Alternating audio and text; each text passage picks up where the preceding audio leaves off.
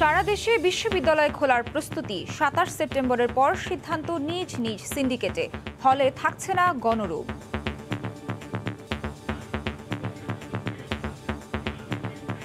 গণরুম প্রত্যাহার অবসান করতে চাচ্ছি, আমরা এই সিদ্ধান্তকে সাধুবাদ জানাই। গণরুম তুলে দিলে একদিক থেকে ভালো, একদিক থেকে খারাপও আছে। রবীন্দ্র ভবনটা যখন কমপ্লিট হয়ে যাবে তখন আমাদের একেবারে 100% আমরা সিঙ্গেল রুমে সিট দিতে পারবো।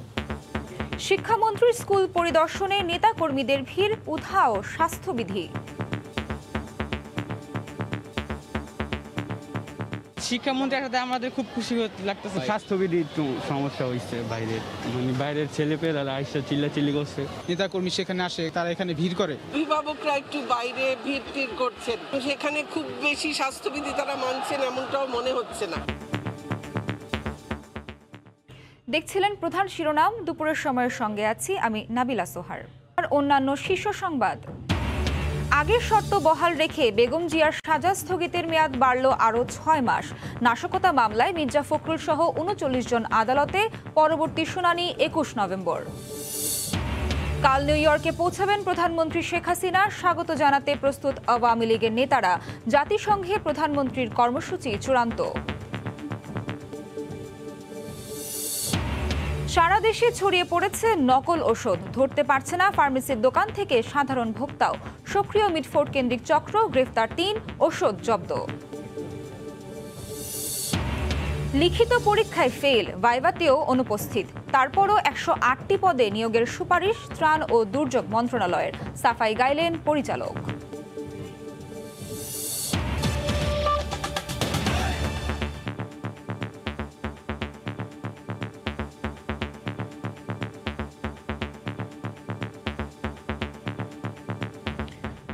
আগের শর্ত বহাল রেখে বিএনপি চেয়ারপারসন বেগম খালেদা জিয়ার সাজা স্থগিতের মেয়াদ আরও ৬ মাস বাড়ানো হয়েছে। দুপুরে সচিবালয়ের সাংবাদিকদের সঙ্গে আলাপে একথা জানান স্বরাষ্ট্রমন্ত্রী আসাদুজ্জামান খান কামাল। এ নিয়ে চতুর্থবারের মতো বাড়ানো হলো বিএনপি নেত্রীর সাজা স্থগিতের মেয়াদ।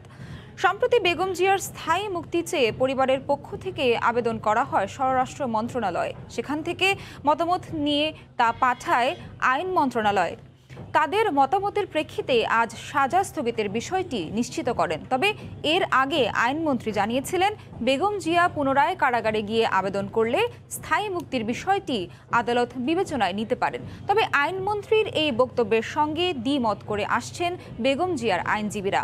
২০১৮ সালের ৮ ফেব্রুয়ারি জিয়া অরফানেজ মামলায় দণ্ডিত হয়ে কারাগারে যান বেগম জিয়া।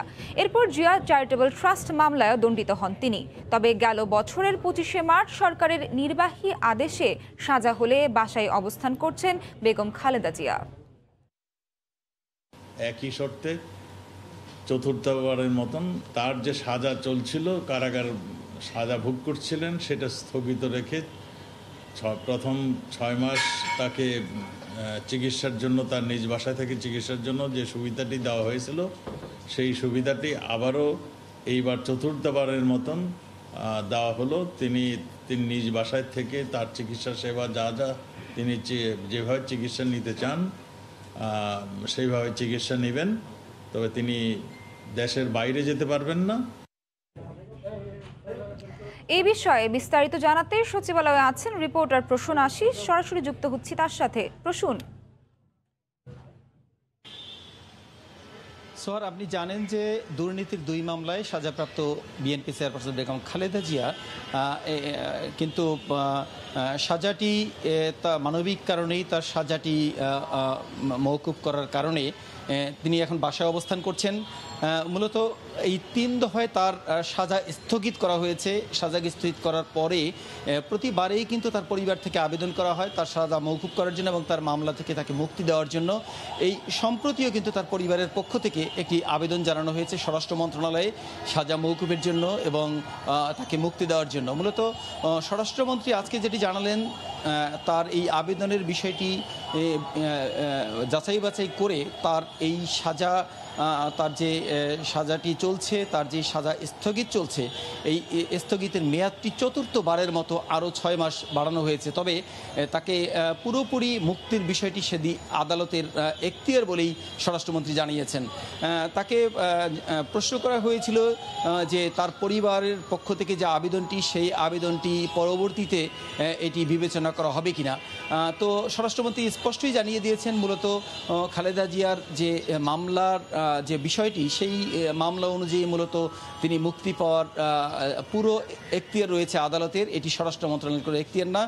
তবে স্বরাষ্ট্র মন্ত্রণালয় এই যে সাজা স্থগিত হয়েছে, সেই স্থগিতের মেয়াদটি আরেক দফা বাড়ানোর চিন্তা করতে পেরেছে, সেটুকুই করেছে। আরও 6 মাস তার এই সাজা স্থগিতের মেয়াদটি বাড়িয়েছে বলে স্বরাষ্ট্রমন্ত্রী মূলত আজকে জানিয়েছেন।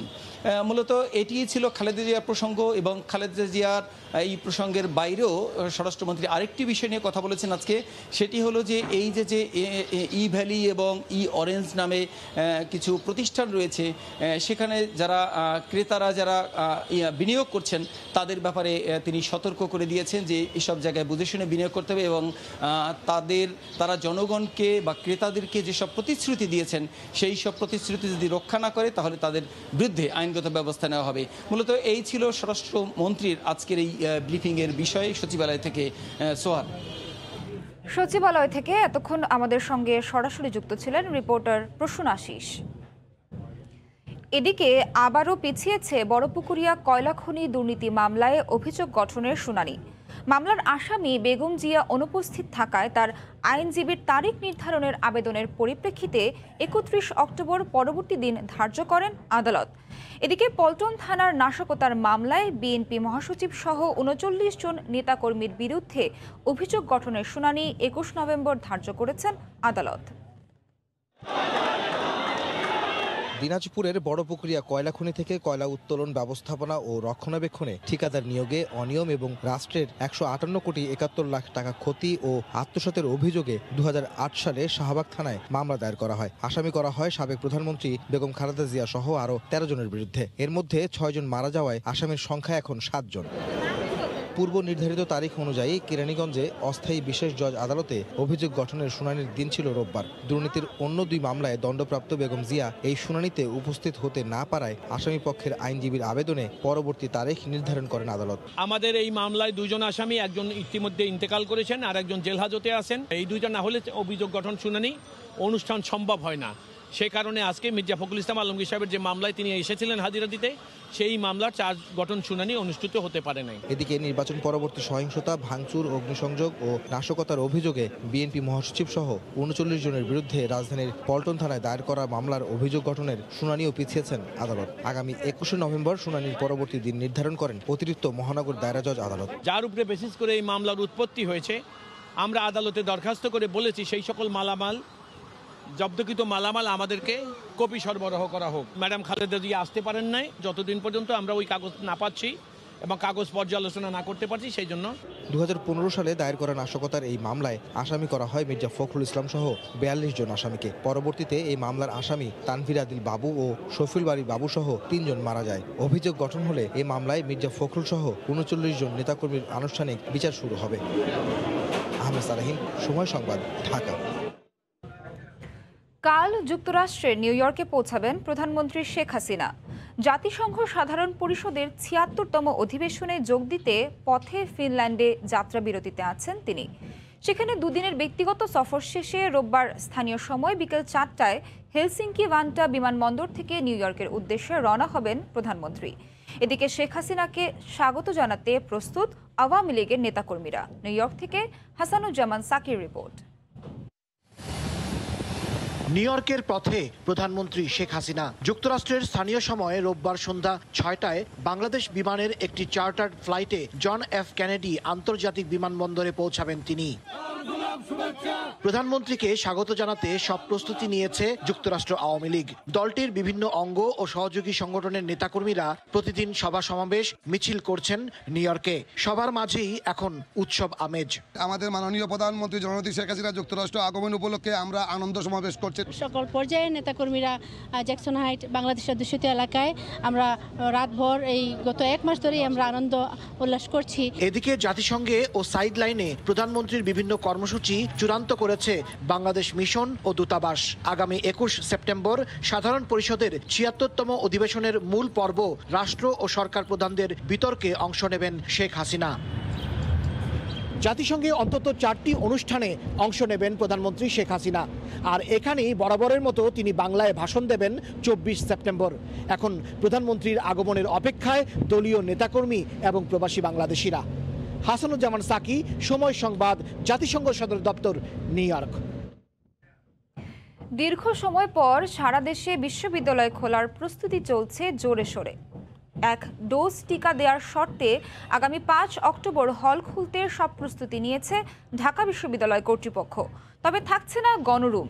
বহিরাগত ও অছাত্রদের দখলে থাকা রুম বরাদ্দ দেওয়া হবে প্রথম ও দ্বিতীয় বর্ষের শিক্ষার্থীদের। শুধু ঘোষণায় সীমাবদ্ধ না থেকে পরিকল্পনা দ্রুত বাস্তবায়ন চান শিক্ষার্থীরা।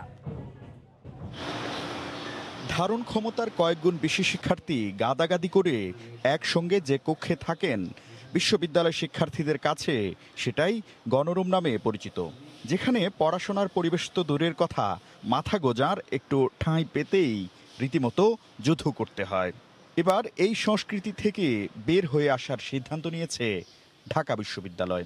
গণরুম শব্দটা তো বিশ্ববিদ্যালয়, এই শব্দটা তো বিশ্ববিদ্যালয়ের ছাত্র শিক্ষক পরিবেশের সাথে একটা সম্মানজনক কোনো শব্দ না। সিদ্ধান্ত হয়েছে আমাদের গণরুম আমরা রাখবো না। ঢাকা বিশ্ববিদ্যালয়ের স্যার এএফ রহমান হলের একটি গণরুম এটি। এ রুমে আগে শিক্ষার্থীরা মেঝেতে ঘুমালেও এখন বসানো হয়েছে খাট।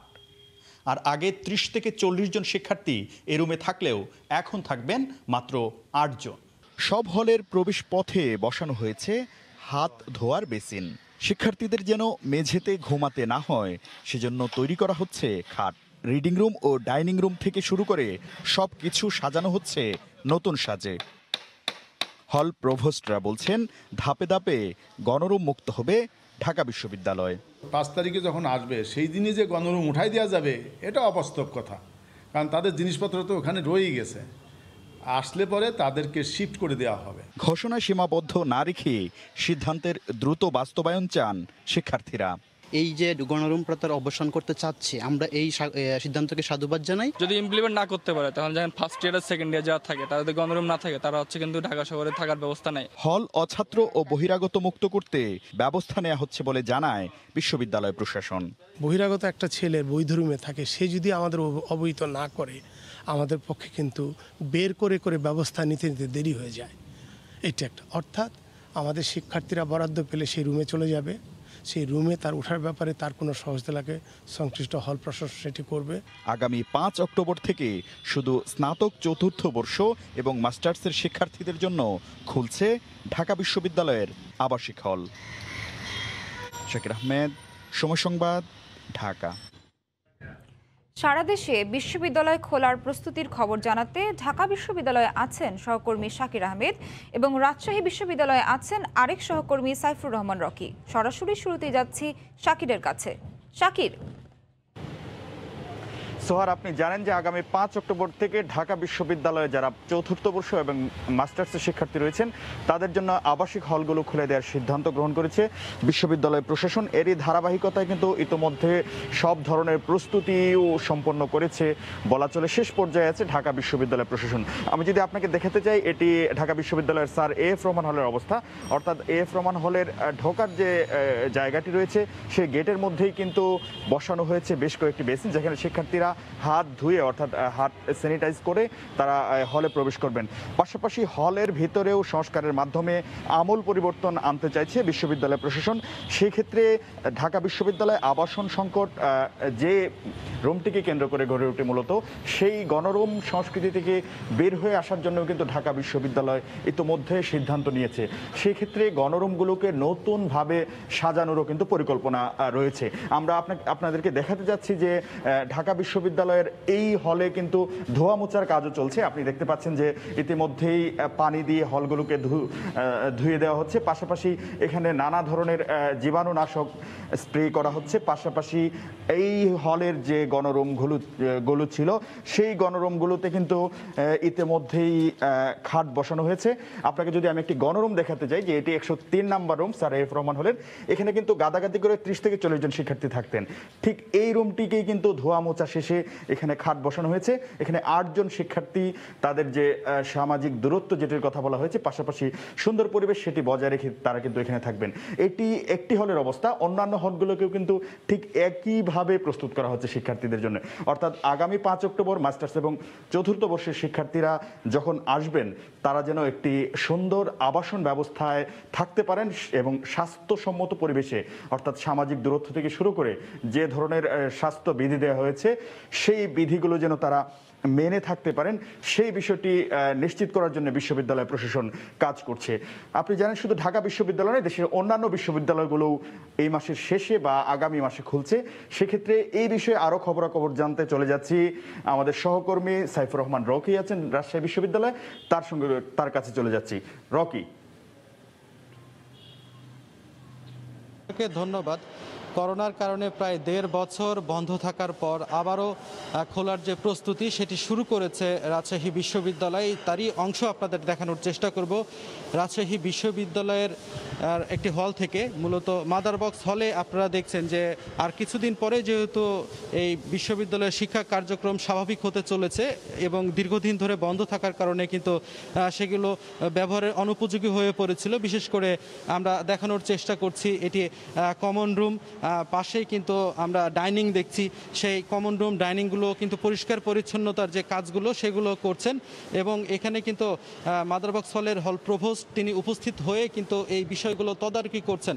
আমি কিছুক্ষণ আগে কথা বলেছিলাম রাজশাহী বিশ্ববিদ্যালয়ের উপাচার্য প্রফেসর গোলাম সাব্বির সারদার তাপু স্যারের সাথে। তিনি যেটি আমাদের জানিয়েছেন যে আগামী 30শে সেপ্টেম্বর বিশ্ববিদ্যালয়ের একটি একাডেমিক কাউন্সিল আছে, সেই একাডেমিক কাউন্সিল থেকেই আসলে বিশ্ববিদ্যালয় কবে খুলছে সেই ব্যাপারে তারা সিদ্ধান্ত নেবেন। এরই মধ্যে বিশ্ববিদ্যালয়ের কিছু প্রগতিশীল ছাত্র সংগঠন তারা কিন্তু আজকেও হল খোলার দাবিতে কিন্তু আন্দোলন করেছে, বিভিন্ন কর্মসূচি কিন্তু রাজশাহী বিশ্ববিদ্যালয়ে পালন করেছে। পাশাপাশি তারা উপাচার্যের সাথে দেখা করেও কিন্তু এই দাবি কিন্তু তারা জানিয়েছেন। এর আগে কিন্তু আমরা জানি যে দীর্ঘদিন ধরে যে হল বন্ধ ছিল, শিক্ষার্থীদের যে বেতন এবং হলের যে ভাড়া সেটি কিন্তু এরই মধ্যে মওকুফ করেছেন রাজশাহী বিশ্ববিদ্যালয় কর্তৃপক্ষ। পাশাপাশি যে হলগুলোর বেশিরভাগই কিন্তু শিক্ষার্থীরা যখন ছুটিতে যায় তখন কিন্তু তারা তালাবদ্ধ অবস্থায় রেখে গেছিল, যে কারণে তাদের যে নিজস্ব রুম সেগুলো হয়তো পরিষ্কার পরিচ্ছন্ন করা সম্ভব হচ্ছে না। বাদবাকি কিন্তু হলের ভেতরের যে অবকাঠামোগত উন্নয়ন, পাশাপাশি দীর্ঘদিন অব্যবহৃত থাকার ফলে যে একেবারে ধুলো ময়লায় পড়ে গেছিল সেই জায়গাগুলোতে আমরা দেখছি বেশ কিছু পরিষ্কার পরিচ্ছন্নতা যে কাজগুলো। পাশাপাশি এই ডাইনিং যেহেতু এটি এখানে দীর্ঘদিন ধরে খাবার বন্ধ থাকার ফলে এখানকার যে প্লেটগুলো ছিল সেগুলো কিন্তু ব্যবহারের অনুপযোগী হয়ে পড়েছিল, সেই বিষয়গুলো আসলে পরিষ্কার পরিচ্ছন্ন করা হচ্ছে। আপনারা দেখছেন যে এখানে কিন্তু হল প্রভোস্টও কিন্তু সেই বিষয়গুলো তদারকি করছে। আমি রাজশাহী বিশ্ববিদ্যালয় কর্তৃপক্ষ আমাদেরকে যেটি নিশ্চিতভাবে বলেছেন যে এখানে আসলে শিক্ষার্থীদের উদ্বুদ্ধ করা হচ্ছে তারা যাতে এই মাসের মধ্যেই ভ্যাকসিনেশনের যে প্রথম ডোজ তারা যাতে সম্পূর্ণ করেন এবং হল খোলার পর বিশ্ববিদ্যালয় কর্তৃপক্ষ তাদের নিজ উদ্যোগে তাদের দ্বিতীয় ডোজ সম্পূর্ণ করবে, যাতে করে করোনা ভাইরাসের যে প্রকোপ সেটি যেন আর বেশি বৃদ্ধি না পায় এবং শিক্ষা কার্যক্রম স্বাভাবিকভাবে চালিয়ে নিতে পারেন। সেই জন্য কিন্তু শিক্ষার্থীদের উদ্বুদ্ধ করা হচ্ছে। এই তথ্যগুলো তারা সংগ্রহ করছেন বলে আমাকে জানিয়েছেন। এই ছিল আমার কাছে রাজশাহী বিশ্ববিদ্যালয় খোলার সবশেষ প্রস্তুতি। বিশ্ববিদ্যালয় খোলার সবশেষ খবর জানাতে এতক্ষণ রাজশাহী বিশ্ববিদ্যালয়ের সামনে থেকে আমাদের সঙ্গে সরাসরি যুক্ত ছিলেন রিপোর্টার সাইফুর রহমান রকি এবং তার আগে ঢাকা বিশ্ববিদ্যালয়ের সামনে থেকে যুক্ত ছিলেন রিপোর্টার শাকির আহমেদ। এদিকে শিক্ষামন্ত্রী রাজধানীর যাত্রাবাড়িতে স্কুল পরিদর্শনে গেলে নেতাকর্মীদের ভিড়ে উধাও হয়ে যায় স্বাস্থ্যবিধি। ভিড়ের মধ্যে স্কুলে ঢুকতেই পারেনি অনেক শিক্ষার্থী, এতে ক্ষোভ প্রকাশ করেছে তারা। পরিদর্শন শেষে শিক্ষামন্ত্রী সাংবাদিকদের জানান বিশ্ববিদ্যালয় খোলার সিদ্ধান্ত নেবে নিজ নিজ সিন্ডিকেট। শিক্ষা প্রতিষ্ঠানের স্বাস্থ্যবিধি মানা হচ্ছে কিনা তা পরিদর্শন করতে রোববার রাজধানীর যাত্রাবাড়ী আইডিয়াল স্কুল অ্যান্ড কলেজে যান শিক্ষামন্ত্রী। এ সময় তার আগমনকে কেন্দ্র করে প্রতিষ্ঠানটির বাইরে ভিড় জমায় স্থানীয় আওয়ামী লীগের নেতাকর্মীরা। এ সময় প্রতিষ্ঠানটির শিক্ষার্থীদেরও ভেতরে ঢুকতে বেগ পেতে হয়। স্কুলের পোশাক পরে বন্ধু বান্ধবদের সাথে দেখা করে খুব ভালো লাগছে। আমাদের স্কুল স্বাস্থ্যবিধি ফার্স্ট থেকে মানা, স্কুল খোলার পর থেকে স্বাস্থ্যবিধি মানা হচ্ছে। শিক্ষামন্ত্রী আসার আগে বাইরে অনেক ভিড় হয়েছিল, স্বাস্থ্যবিধি একটু সমস্যা হয়েছে বাইরে। We are students of this school, তো সেক্ষেত্রে আমাদের আগে যা উচিত ছিল এখানে ভিড় করে এবং তার এই জন্য আবার আমাদের ঢুকতে দেওয়া হয়নি। এই হুলস্থুল কর্মযজ্ঞ চলেছে শিক্ষামন্ত্রী চলে যাওয়ার পরও। মন্ত্রীর দৃষ্টি আকর্ষণকে কেন্দ্র করে স্কুল মঞ্চে উঠে আরেক আওয়ামী লীগ নেতার বিরুদ্ধে বিষোদ্গার করেন এক স্থানীয় নেতা। তবে স্কুলটি পরিদর্শন করে সন্তোষ প্রকাশ করেছেন ডাক্তার দীপুমণি। পাশাপাশি বিশ্ববিদ্যালয় খোলার বিষয়ে মন্ত্রণালয় কোনো সিদ্ধান্ত দেবে না বলেও জানান তিনি। আমাদের এই শিক্ষা প্রতিষ্ঠানগুলোতে স্বাস্থ্যবিধি মেনে চলার এই অভ্যেসটা করার মধ্য দিয়ে আশা করি আমাদের এই স্বাস্থ্যসম্মত অভ্যেসগুলো আমাদের সমাজেও এটা আস্তে আস্তে বিস্তৃতি লাভ করবে। 27 সেপ্টেম্বরের মধ্যে রেজিস্টার করবেন, কিন্তু টিকা দেওয়া হবে না। তাদেরকে ওই বিশ্ববিদ্যালয়গুলোর স্বাস্থ্যকেন্দ্রকেই টিকা কেন্দ্র হিসেবে ব্যবহার করার সুযোগ রয়েছে। কোন বিশ্ববিদ্যালয় কবে খুলবেন, তাদের হল কবে খুলবেন, এই সিদ্ধান্তগুলো একান্তভাবেই বিশ্ববিদ্যালয়ের নিজস্ব। এর আগে 12 সেপ্টেম্বর আজিমপুর স্কুল পরিদর্শনকালে অনিয়মের প্রমাণ মেলায় 2 জনকে বরখাস্ত করেন শিক্ষামন্ত্রী। তাজওয়ার মাহমিদ, সময় সংবাদ, ঢাকা। 3 দিন পর মহাকাশ থেকে পৃথিবীতে ফেরা 4 পর্যটকের গল্প জানতে চোখ রাখুন সংবাদের শেষাংশে। ই কমার্স ইস্যু উঠল দেশের উচ্চ আদালতে। সাম্প্রতিক গ্রাহক প্রতারণার বিষয়টি শুনে লোভনীয় অফারের ফাঁদের বিষয়ে জনগণকে সচেতন করার পরামর্শ দিলেন হাইকোর্ট। এদিকে গ্রাহকের কোটি কোটি টাকা আত্মসাতের ঘটনায় ইভ্যালির সিইও ও চেয়ারম্যানের রিমান্ডের দ্বিতীয় দিন চলছে।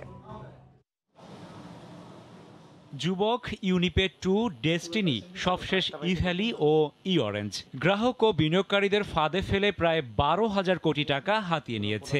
সব ক্ষেত্রেই জাঁকজমকপূর্ণ বিজ্ঞাপন, লোভনীয় অফারের চমক দেখিয়েছে তারা।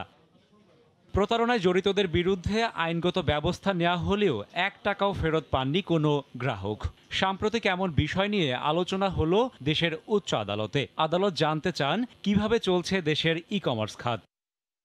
এমনকি ইভ্যালির রাসেল ও তার স্ত্রীর গ্রেফতারের দিনও অনেকেই পণ্যের অর্ডার দিয়েছেন বলে জানা গেছে, যদিও অর্ডার স্থগিত রেখেছে তারা। এমন প্রেক্ষাপটে ই কমার্সের লোভনীয় অফারের ফাঁদের বিষয়ে জনগণকে সচেতন করার পরামর্শ দিলেন উচ্চ আদালত। 2টি কিনলে 4টি ফ্রি পাওয়া যাবে, 4টি কিনলে 8টি ফ্রি পাওয়া যাবে। তাদের পক্ষ থেকে এই ধরনের অবৈধ উদ্যোগে সাড়া দেওয়া ঠিক হয়নি। এটি এক ধরনের লালসার ফল। সাথে সাথে এটিও বলতে হবে, আমাদের দেশের যে আইনি কাঠামো আছে, এই আইনি কাঠামোতে ই অরেঞ্জ বা ইভ্যালি যে টাকাটা সংগ্রহ করেছে, এই টাকাটা কোথায় গিয়েছে এই লিঙ্কটি খুঁজে বাইর করার দায়িত্ব অ্যান্টি কারাপশন কমিশনের। এটি মানি লন্ডারিং এর কাজ। ইভ্যালির বিরুদ্ধে দুর্নীতির অনুসন্ধান চলছে, তবে প্রাথমিকভাবে অর্থ পাচারের উপাদান রয়েছে বলে মনে করেন দুদক আইনজীবী। দুর্নীতি দমন কমিশন একটা অনুসন্ধান কার্য শুরু করেছে এবং সেই অনুসন্ধান কার্যের সহায়তার জন্য বাণিজ্য মন্ত্রণালয় থেকে কিছু ডাটা দেওয়া হয়েছে, তথ্য উপাত্ত কিভাবে লন্ডারিং হয় না দেখার জন্য। তো এখন অনুসন্ধান এটা চলমান, অনেক দূর কাজ অলরেডি হয়ে গেছে। তবে আপাত দৃষ্টিতে মনে হচ্ছে মানি লন্ডারিং উপাদান থাকতে পারে আপাত দৃষ্টিতে। এদিকে ইভ্যালির সিইও রাসেল এবং চেয়ারম্যান শামীমা নাসরিনের রিমান্ডের দ্বিতীয় দিন চলছে। এক ভুক্তভোগীর করা মামলায় বৃহস্পতিবার এই দম্পতিকে গ্রেফতার করে র্যাব। রাশেদ বাপ্পি, সময় সংবাদ, ঢাকা। দুপুরের সময় আরও থাকছে, রাতভর বৃষ্টিতে আবারও চট্টগ্রামে কোমর পানি, তলিয়ে গেছে নিচু এলাকা। সড়কে জলাবদ্ধতায় যান চলাচল ব্যাহত, জনদুর্ভোগ চরমে।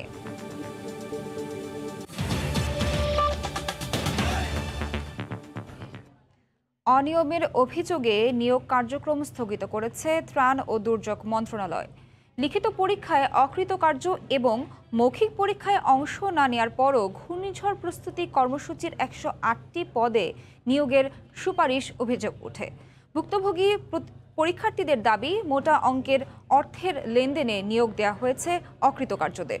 তবে পরিচালকের দাবি, কিছু ত্রুটি থাকলেও কোনো অনিয়ম হয়নি। সাদাত রহমাতুল্লাহর রিপোর্ট। ঘূর্ণিঝড়ের সতর্ক বার্তা এবং জনগণকে নিরাপদ স্থানে পৌঁছে দেয় ঘূর্ণিঝড় প্রস্তুতি কর্মসূচির প্রধান কাজ। সেই কাজেই জুনিয়র সহকারী পরিচালক এবং রেডিও অপারেটর সহ 108 পদে নিয়োগ দিতে বিজ্ঞপ্তি দেয় দুর্যোগ ও ত্রাণ মন্ত্রণালয়ের ঘূর্ণিঝড় প্রস্তুতি কর্মসূচি। গত 28 আগস্ট অনুষ্ঠিত পরীক্ষার ফলাফল প্রকাশ করা হয় 30 আগস্ট। পরে 4 থেকে 6 সেপ্টেম্বর নেওয়া হয় মৌখিক পরীক্ষা। ভুক্তভোগীদের অভিযোগ, লিখিত পরীক্ষায় উত্তীর্ণদের তালিকায় নাম নেই, তবুও সাবাহ বিন হোসেনকে সহকারী পরিচালক পদে নিয়োগের সুপারিশ করা হয়েছে। একইভাবে সমন নামে আরও একজনও লিখিত পরীক্ষায় পাশ না করেই পেয়েছেন নিয়োগ সুপারিশ। এই তালিকায় পরিচালকের ছেলের নাম থাকার দাবি পরীক্ষার্থীদের। শুধু তাই নয়, নিয়োগ পরীক্ষায় ফলাফল ঘোষণা করার পরও নতুন করে 2 জনের নাম যুক্ত করে আবারও ফলাফল প্রকাশ করে প্রতিষ্ঠানটি। এছাড়াও একাধিক কর্মকর্তার সন্তানের নামও একই কায়দায় ঢোকানো হয়েছে বলে অভিযোগ তাদের। কর্মকর্তাদের ছেলে মেয়ে ওখানে বেশিরভাগই নিয়োগ পেয়েছে। নিয়োগ তো বাতিল চাবই, যে এরকম একটা প্রহসনমূলক নিয়োগ অবশ্যই বাতিল করতে হবে। সব মিলে মনে 108টা পোস্ট। তো এই সামান্য কটা পোস্ট নিয়ে যদি ওনারা এই ধরনের খেলাধুলা করতে পারে, তাহলে অন্যান্য বড় বড় নিয়োগগুলোর অবস্থা কি আপনি একটু ভাইবা দেখেন। এসব অভিযোগ প্রসঙ্গে মগবাজারে থাকা ঘূর্ণিঝড় প্রস্তুতি কর্মসূচির পরিচালকের দাবি, নিয়োগ নিয়ে কোনো দুর্নীতি হয়নি, তবে ত্রুটিগুলো খতিয়ে দেখা হচ্ছে। এটা ন্যাচারালিটি থাকলে অবশ্যই সরকার এটা সিরিয়াসলি নিবে এবং স্থগিত করেছে। নিশ্চয়ই আমরা প্রাথমিকভাবে ব্যাপার দিয়েছি, তারাও চেক করছে, তারাও সব চেক করে এটা হয়তো কন্টিনিউ করে অথবা কন্টিনিউ করবে। কেউ দায়ী হলে তার বিরুদ্ধে ব্যবস্থা নেবে, দায়ী না হলে নাই। এদিকে এ ধরনের পরীক্ষা বাতিল করে পুনরায় পরীক্ষা নেওয়ার দাবি জানিয়েছেন টিআইবির নির্বাহী পরিচালক। অযোগ্য প্রার্থীকে যদি নিয়োগ দেওয়া হয়ে থাকে বা নিয়োগ দেওয়ার জন্য সুপারিশ করা হয়ে থাকে, তাহলে সেটি সম্পূর্ণ অনৈতিক, অবৈধ এবং একই সাথে সংবিধান লঙ্ঘন। দুর্নীতির বিরুদ্ধে সরকারের শূন্য সহনশীলতা বাস্তবায়নে সবাইকে আরো দায়িত্বশীল হওয়ার পরামর্শ তার। বাতিল করতে হবে যেটা হয়েছে। সাদাত রহমতুল্লাহ, সময় সংবাদ, ঢাকা। দেশি বিদেশি বিভিন্ন ব্র্যান্ডের নকল ওষুধ প্রস্তুত করে কুরিয়ারের মাধ্যমে ছড়িয়ে দেওয়া হয় সারা দেশে। সাধারণ ভোক্তারাও বোঝার উপায় নেই তিনি আসল না নকল ওষুধ কিনছেন। মিটফোর্ড কেন্দ্রিক নকল ওষুধ প্রস্তুতকারী চক্রের 3 সদস্যকে গ্রেফতার করেছে মহানগর গোয়েন্দা পুলিশ। জব্দ করা হয়েছে বিপুল পরিমাণ ভেজাল ওষুধ। বহুল প্রচলিত গ্যাসের ওষুধ বা জন্ম নিয়ন্ত্রণ পিল বা বিদেশি রং ফর্সাকারী ক্রিম, বোঝার উপায় নেই, দেখতে হুবহু আসলের মতো, আদতে সবই নকল। শনিবার ডিবির লালবাগ বিভাগ অভিযান চালিয়ে 16 ধরনের বিপুল পরিমাণ ওষুধ জব্দ করেছে। গ্রেফতার করা হয়েছে মিটফোর্ড কেন্দ্রিক গড়ে ওঠা ভেজাল ওষুধ প্রস্তুত ও বাজারজাতকরণ চক্রের 3 সদস্যকে। ব্যাটনোবেট, এটা আনরেজিস্টার্ড একটা বিদেশি ওষুধ, ইনো আনরেজিস্টার্ড, তাছাড়া আরও আনরেজিস্টার্ড, আইপিএলও আনরেজিস্টার্ড, এছাড়া ব্যান্ড আইটেমের বাসে পিরেকটিন, এরকম অনেকগুলো ওষুধ আমরা উদ্ধার করেছি। সবচেয়ে গুরুত্বপূর্ণ যে মেসেজটা সেটা হলো যে জনগণ যে প্রতারিত হচ্ছে এই সকল ওষুধ খেয়ে। আটক 3 জনেরই রয়েছে একাধিক গোডাউন ও ফার্মেসি। সেখান থেকে দেশের বিভিন্ন জেলার ফার্মেসিতে চাহিদার ভিত্তিতে বাজারজাত করে তারা।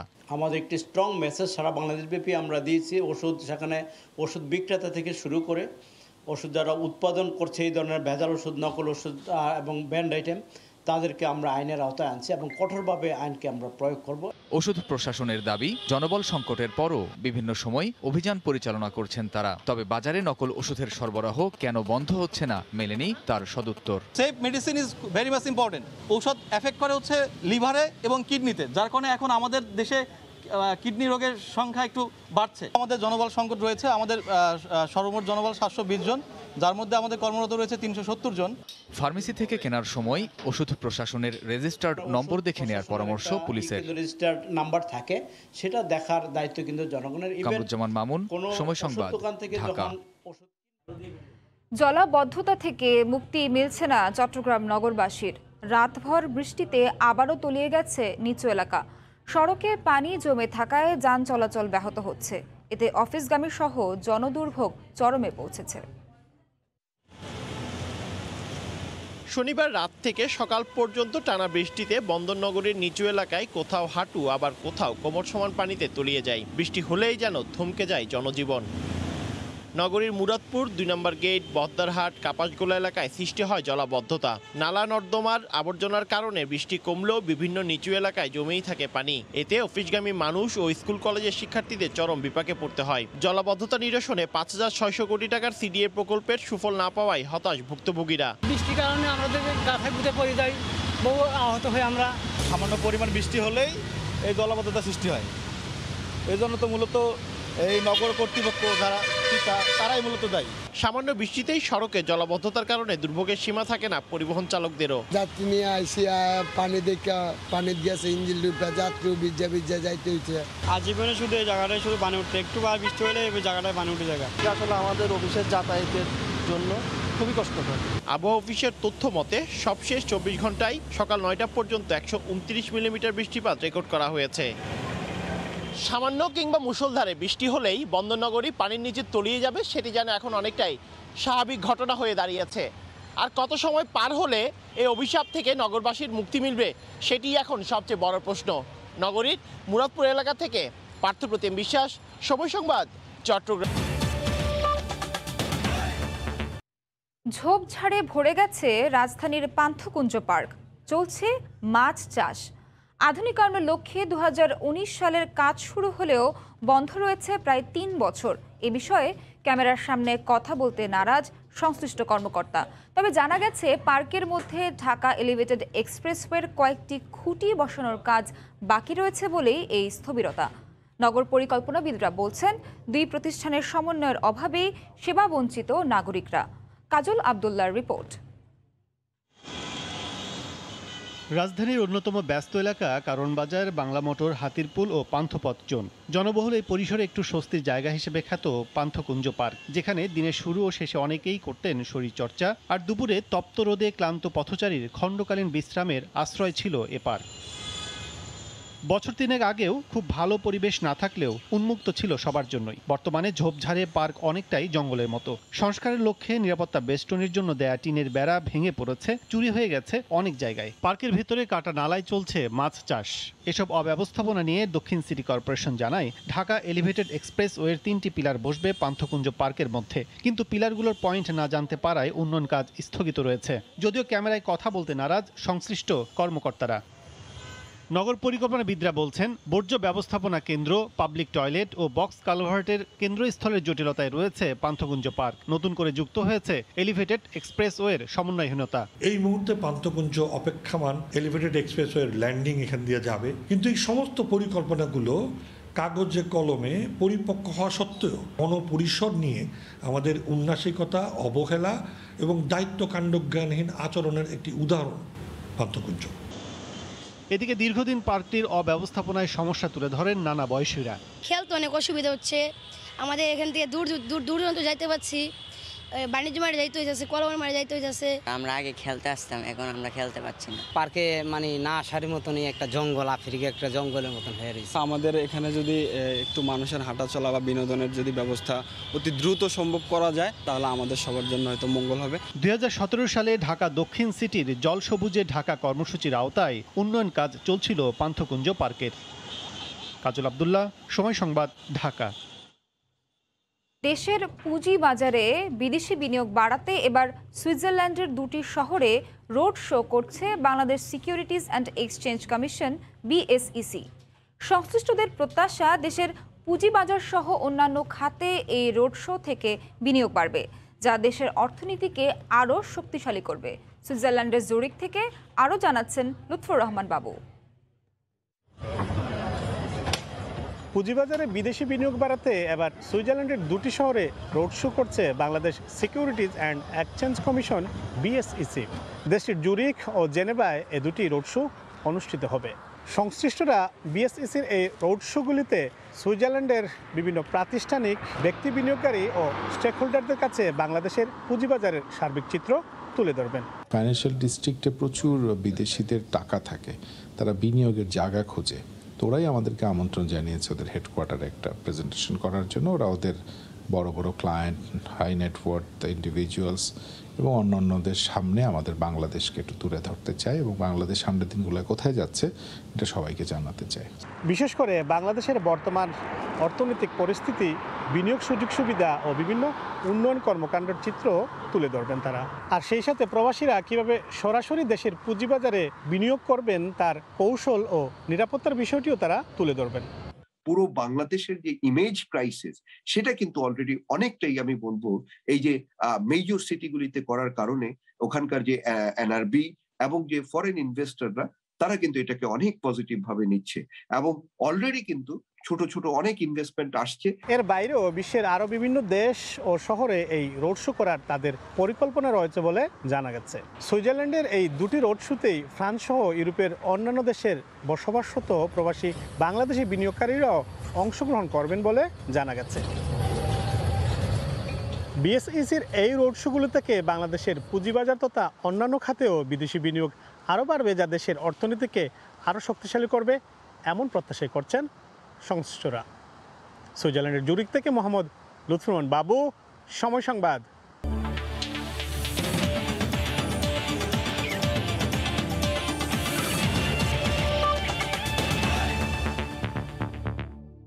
নারী এশিয়ান কাপ বাছাইয়ের খবর। জি গ্রুপে নিজেদের প্রথম ম্যাচে জর্ডানের মুখোমুখি হচ্ছে বাংলাদেশ।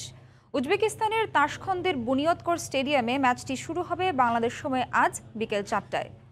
এশিয়ান চ্যাম্পিয়ন্স ট্রফি সামনে রেখে নেপালে দুটি প্রস্তুতি ম্যাচ খেলেছে সাবিনা সানজিদা কৃষ্ণারা। সেই ম্যাচগুলোর অভিজ্ঞতা কাজে লাগাতে চান লাল সবুজ জার্সিধারীরা। এবার তাদের প্রতিপক্ষ জর্ডান। ফিফা র্যাঙ্কিংয়ে জর্ডানের অবস্থান 63 আর বাংলাদেশের 137। প্রতিপক্ষকে শক্তিশালী মানলেও সেরাটা দিতে শতভাগ প্রস্তুত গোলাম রব্বানী ছোটনের দল। 2014 সালে সবশেষ এশিয়ান কাপের বাছাই পর্ব খেলেছিল বাংলাদেশ নারী ফুটবল দল। সেবার কোনো সাফল্য পায়নি বাংলার জয়িতারা। এরপর অবশ্য 2018 সালে আর অংশ নেওয়া হয়নি সাবিনাদের। এবার দলগত পারফরমেন্স উপহার দিয়ে ভালো কিছু করার প্রত্যয় লাল সবুজদের। নিজেদেরকে মানিয়ে নিয়েছে এবং আমরা ইতিমধ্যে 2-3টা সেশনও করেছি খুব ভালোভাবে, এবং মেয়েরা মানসিকভাবে প্রিপেয়ার আছে। মেয়েরা 100% প্রস্তুত কম্পিটিটিভ ম্যাচ খেলার জন্য। আমি দেশবাসীর কাছে দোয়া চাচ্ছি যাতে মেয়েরা তাদের সর্বশক্তি দিয়ে খেলতে পারে। দুপুরের সময় শীর্ষ সংবাদ জানিয়ে দিচ্ছি আরেকবার। আগের শর্ত বহাল রেখে বেগম জিয়ার সাজা স্থগিতের মেয়াদ বাড়ল আরও 6 মাস। নাশকতা মামলায় মির্জা ফখরুল সহ 39 জন আদালতে অভিযোগ গঠনের পরবর্তী শুনানি 21 নভেম্বর। কাল নিউ ইয়র্কে পৌঁছাবেন প্রধানমন্ত্রী শেখ হাসিনা। স্বাগত জানাতে প্রস্তুত আওয়ামী লীগের নেতাকর্মীরা। জাতিসংঘে প্রধানমন্ত্রীর কর্মসূচি চূড়ান্ত। এবং সারা দেশে বিশ্ববিদ্যালয় খোলার প্রস্তুতি, হল থাকছে না গণরুম। শিক্ষামন্ত্রীর স্কুল পরিদর্শনে নেতাকর্মীদের ভিড়, উধাও স্বাস্থ্যবিধি। এই ছিল দুপুরের সময়ে। সঙ্গে থাকুন সময়ের।